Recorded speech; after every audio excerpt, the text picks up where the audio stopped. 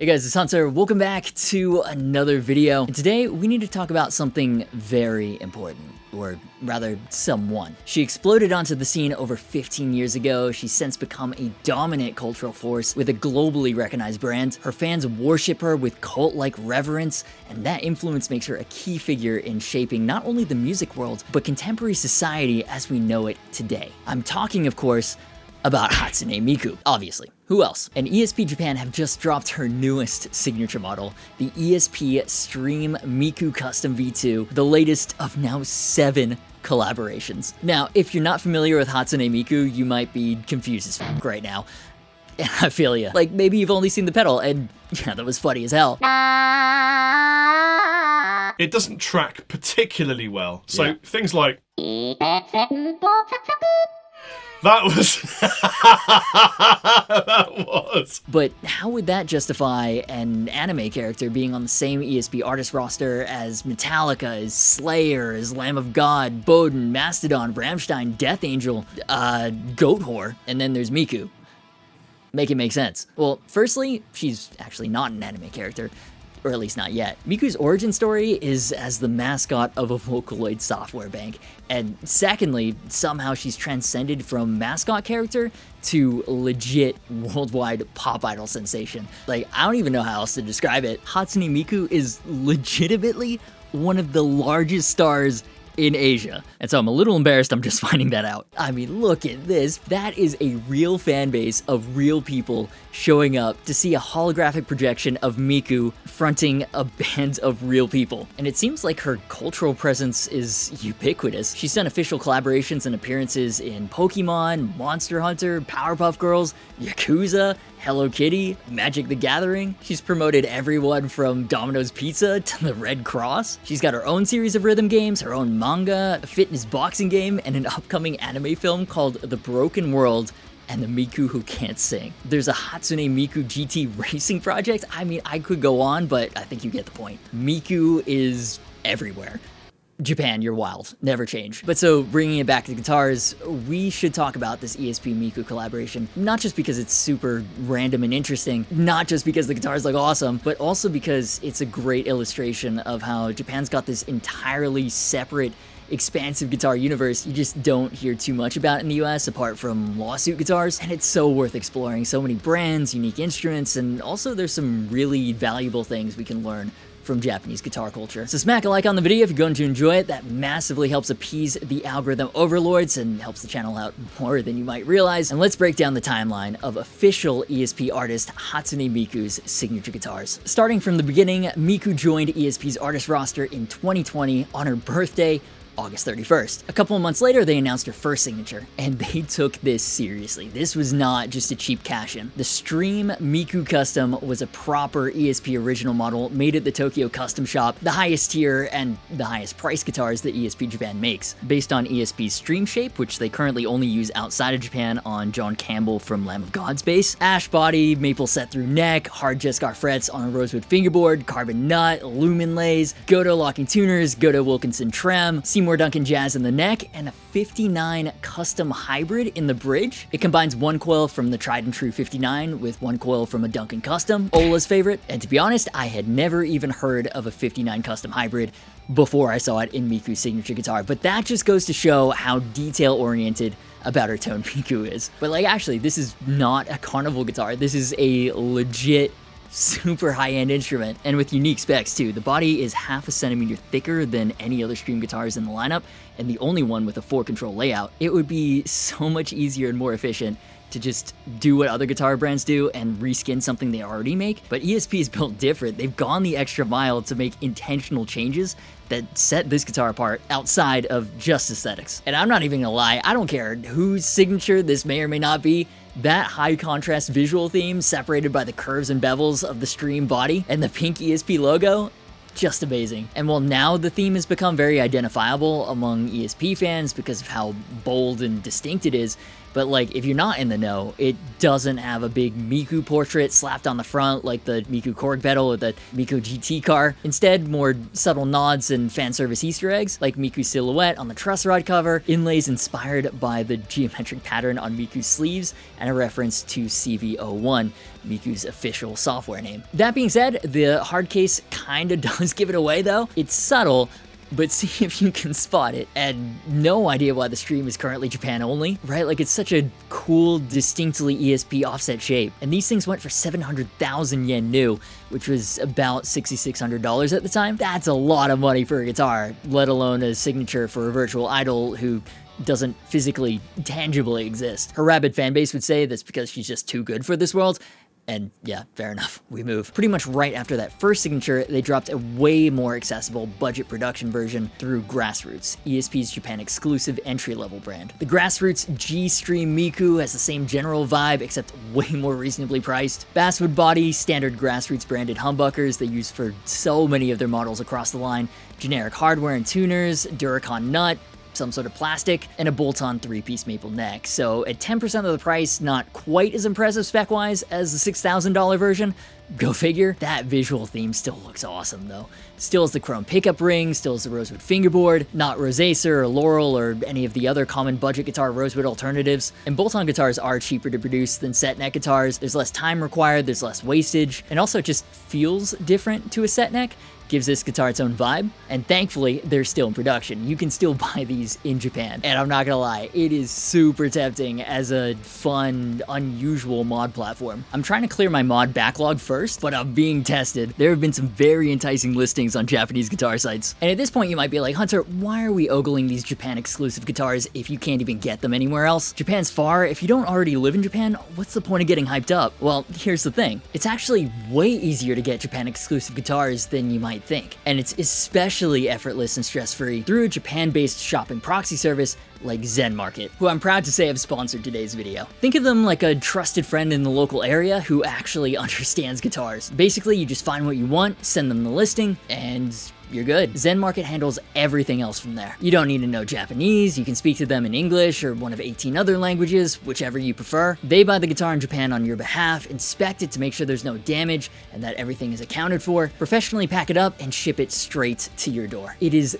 that simple. Zen Market handles all the logistics, they take all of the stress and hassle out of the equation. It's peace of mind you can't underestimate when you're buying something special like a guitar from halfway across the globe. And what I really appreciate about Zen Market is they have specific expertise with guitars. They have informative content to help you navigate the world of Japanese guitars. They're even the official international shipping partner for Digimart, Japan's largest website for musical instruments. It's where shops all over Japan list their guitars. Basically, Zen Market knows what the hell they're doing with shipping professionally packed guitars internationally, and that's why they're trusted by over 2 million people worldwide. And actually, the more you use Zen Market, the more you get rewarded. They've got a loyalty program that's absolutely free, and it's designed to make it easier to buy even more cool stuff from Japan. Whether that's guitars, pedals, or whatever else you've got your eyes on, let's be honest, it's more guitars. Here's how it works. The more you ship with Zen Market, the more Zen points you earn. Basically cash back you can then use towards shipping or future guitar purchases, where every Zen point is equal to 1 Japanese yen. And with 6 membership levels, you can stack up bigger and bigger rewards as you go. Link is in the description, and you'll get 1,000 free Zen points just for signing up when you use my code AGATEFISH. And again, the exchange rate is essentially the best it's ever been. So if you're looking to finally snag that vintage lawsuit guitar, or a $400 fully scalped Grassroots, or a pink Edwards Alexi Sawtooth, or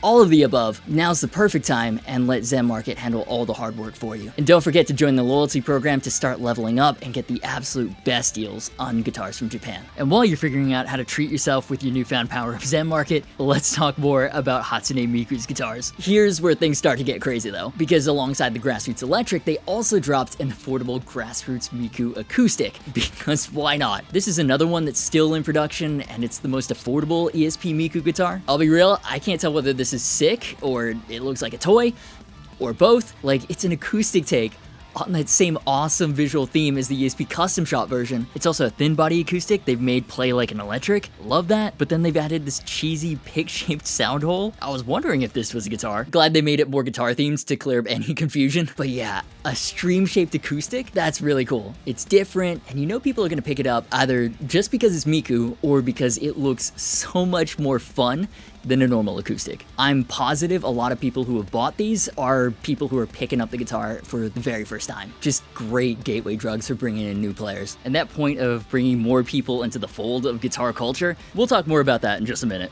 6.5 hours later. Oh my god, attempt 3 at trying to sit down and film this video. Maybe this time we can get all the way through. So anyways, at this point, we've got the theme figured out, right? Well, this is where they switched it up. 2022 saw the highly limited edition 15th anniversary ESP Original Stream Miku Custom. Personally, not as big a fan of the visual theme as the others, but it's cool the exclusive custom graphic was done by actual Miku Universe illustrator Iko Ixima. Looking forward to all the pronunciation abuse I'm gonna get in the comments in this video. It was at this time Miku decided she preferred an alder body instead of ash, making this, from what I can tell, the first ever alder bodied stream. Honduran rosewood fingerboard, but with only 39 units ever produced.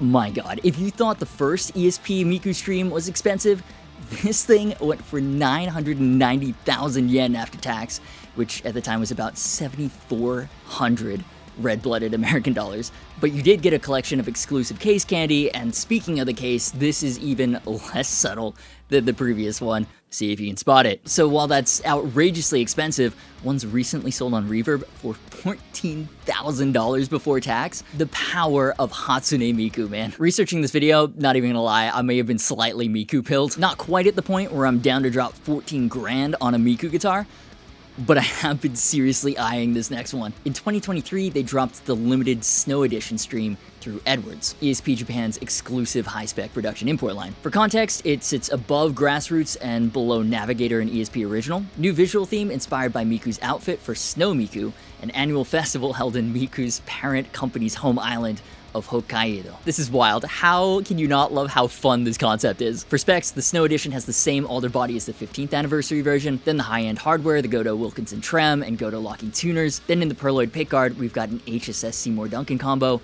the 59 custom hybrid with 2 vintage Hot Stack Plus singles. Who else makes something like this? It's awesome. As someone who's not really into strats, that's so sick to get HSS strat vibes in a set neck offset. And the Perloid pickguard saves the cabana stripe beach towel look. Now, Edwards is actually pretty well known in the US, mostly for their Les Pauls. Better than Epiphone, pretty damn close to Gibson USA. Goto hardware, Seymour Duncans, proper nitro finishes on some of them for like 500, 600 bucks sometimes. Easily some of the best value in Les Pauls. So that's why I was shocked to see the Snow Editions had a price tag of about $2,000 new when they launched. That is not the Edwards I know. What is happening here? Turns out last year ESP launched the Edwards Platinum line with the same general idea as like Epiphone's inspired by Gibson Custom line.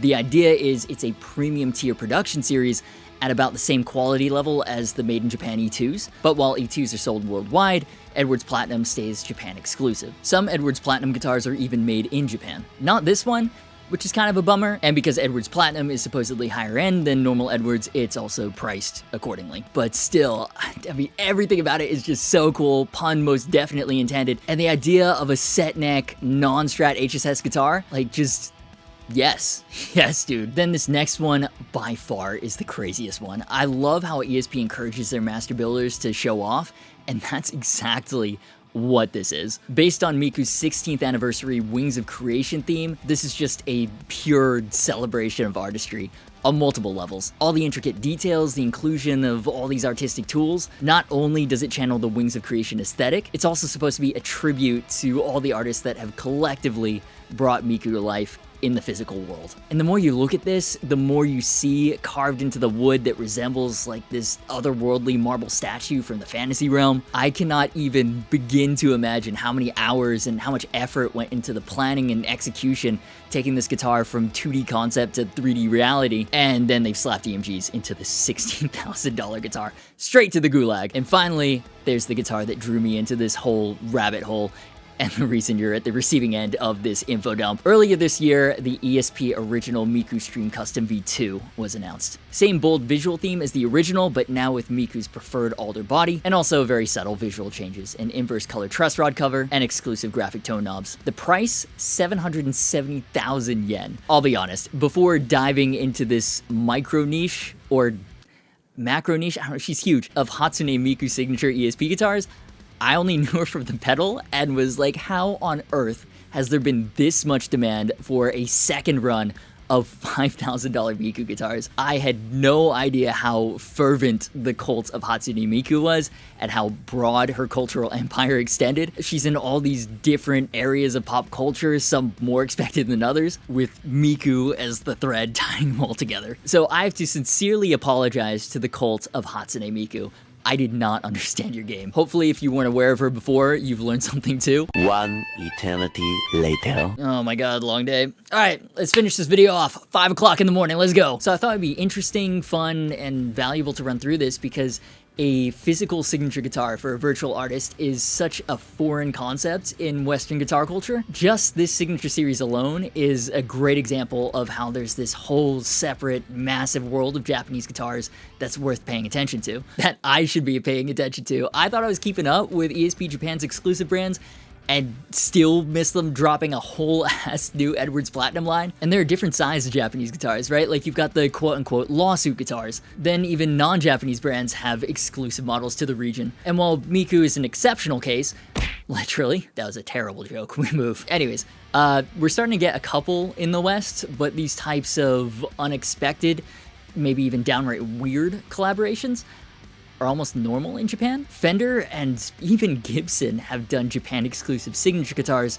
for anime characters. The Japanese ESP site has an entire section dedicated to collaboration series. You got Sonic, you got Pokemon, other popular anime, video game, and comic book collaborations. Streetwear, Japanese pro wrestling, whether it's ESP or Miku, there's so much cross-pollination of audiences, which is great for bringing new people into guitar and also yet another completely different side of Japanese guitars to get lost in. But the theme of unexpected and sometimes it's downright weird, that goes beyond just the collaborations with widely varying levels of randomness. Listen, I love yet another 59 Les Paul inspired guitar as much as anyone else. Trust and believe. But whereas Western guitar culture, generally speaking, has a rigid obsession with faithful tributes to your traditional established classics, Japan just embraces the weird, and that can sometimes get out of pocket. But in terms of the guitar culture, it tends to be a good thing. Okay, so try this, right? Go to ESP Japan's signature artist page and just start browsing through.